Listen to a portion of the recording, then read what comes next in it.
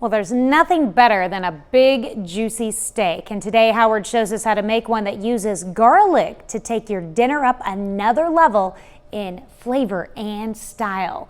We're making garlic lover's steak in the Mr. Food Test Kitchen. Nothing beats a steak that's juicy, flavorful, and tender.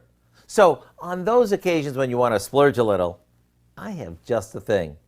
If you have a food processor or a blender, now would be a great time to take it out. And if you don't, no worries, you can chop all the ingredients by hand. We start by placing a bunch of fresh parsley in our chopper, along with some olive oil, fresh lime juice, a bunch of peeled garlic,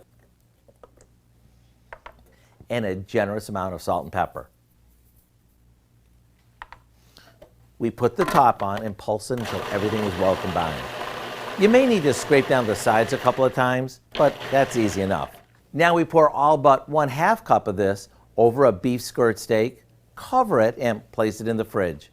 After an hour or so, you'll want to turn it over so every inch of our steak soaks up all that goodness. Then it's cooking time. And you can do this indoors on a grill pan or out on your charcoal or gas grill.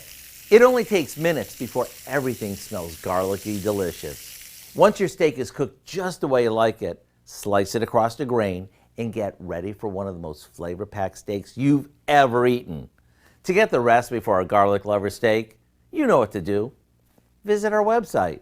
I'm Howard in the Mr. Food Test Kitchen, where today we found a garlicky good way for you to say, ooh, it's so good.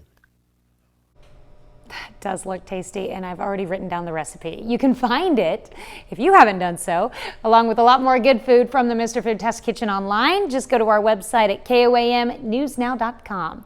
Here's a look at our 4-state market prices.